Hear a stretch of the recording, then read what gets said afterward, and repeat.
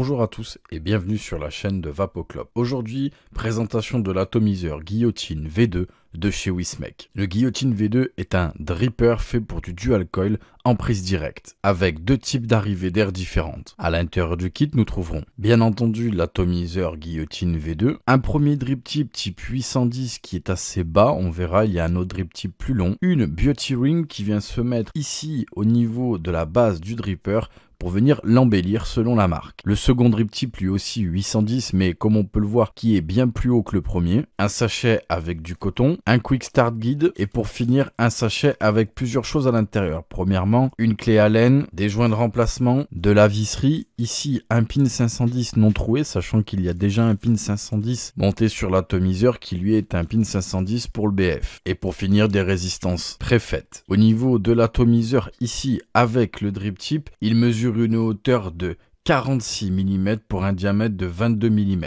Au niveau de la beauty ring, quand on vient la rajouter ici, vous l'aurez compris, ça augmente le diamètre à 25,5. Donc au sommet de cet atomiseur, nous avons un drip tip 810. Nous avons ensuite la pièce centrale qui se compose de deux pièces. Ici on le voit, il y a un top cap avec ici des obturateurs pour l'arrivée d'air. Mais on va voir, il y a deux façons de la poser au niveau ici du deck. Soit on a les arrivées d'air comme ceci en haut qui viennent directement à l'horizontale sur les résistances. Mais comme on peut le voir ici, il y a deux encoches des deux côtés type cyclope avec une arrivée d'air ici en diagonale. Donc on peut ici venir retourner la partie centrale, peu importe comment on vient mettre l'arrivée d'air au-dessus, les obturateurs. Et quand on vient comme ceci mettre les arrivées d'air en face des encoches situées sur la base, on aura une arrivée d'air ici en diagonale sur les côtés. Ensuite, au niveau du deck, nous avons bien entendu la connexion 510 avec le pin BF,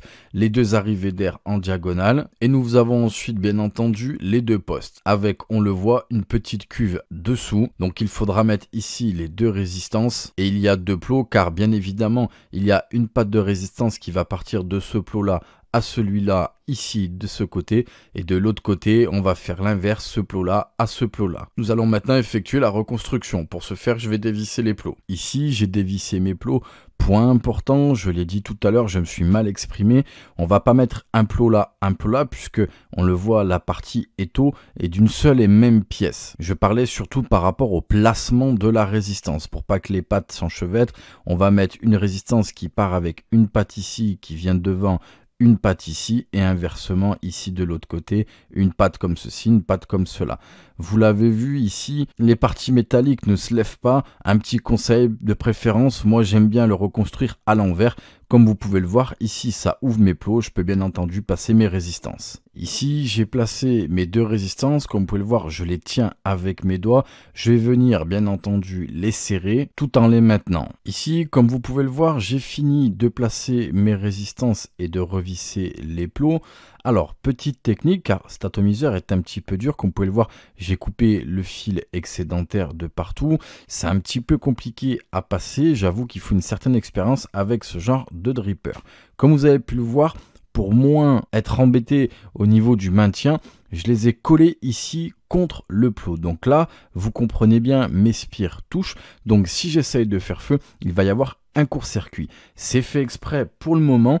Tout simplement, vous le voyez ici, sur les côtés, j'ai encore un petit peu d'espace. Donc ici, en les maintenant serrés contre le plot, ça me permet d'avoir un bon maintien pour pouvoir visser. Et maintenant, à l'aide d'un outil, tout simplement, je vais venir ici passer à l'intérieur de ma résistance et je viens ici tirer légèrement dessus pour la décoller du plot. Donc ça va impliquer qu'on va avoir ici tout simplement un diamètre qui est moins large que le prévu au départ, mais pour le coup, ça me permet d'avoir une reconstruction qui est moins embêtante et d'avoir des résistances après qui sont très bien placées. Là, je viens de tirer un petit peu mes résistances, comme vous pouvez le voir, ça ne touche pas mes plots, elles sont placées correctement face aux arrivées d'air.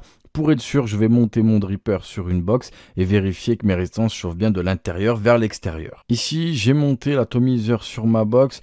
je fais fire, je vérifie bien que mes résistances chauffent de l'intérieur vers l'extérieur. C'est le cas des deux côtés. Je n'ai plus qu'à placer mon coton. Ici, j'ai pris le coton fourni, bien entendu, dans le kit. J'ai pris 2 morceaux plus ou moins du même diamètre que les restants. J'ai fait une petite pointe d'un côté.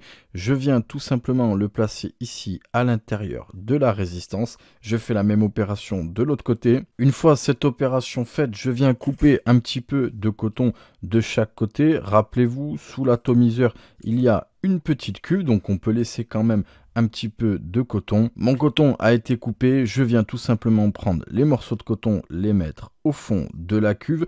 Prenez garde bien évidemment au moment où vous placez les cotons à ne pas obstruer les arrivées d'air ici sur les côtés ou à ce niveau-là si vous mettez les arrivées d'air en haut. Mon coton est placé, je vais venir imbiber ma résistance, je vais remonter l'atomiseur en utilisant ici les arrivées d'air qui sont de manière diagonale et nous allons essayer ça. Donc voici donc ici avec le dripper Guillotine V2, nous avons effectué la reconstruction ensemble. J'ai mis un liquide un petit peu fort en VG, un liquide fruité, j'ai les arrivées d'air qui sont par le bas, donc qui arrivent de manière diagonale. En termes de résistance, je suis à 0,19 réglé à 60 watts en prise directe et on teste ça.